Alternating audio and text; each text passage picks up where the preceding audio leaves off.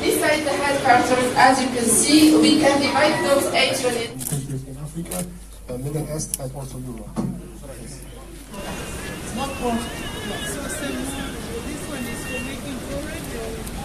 So now our job as Zambia is to go back to Zambia and share this experience with the people in Zambia and encourage our technocrats to come and learn what Blida is doing.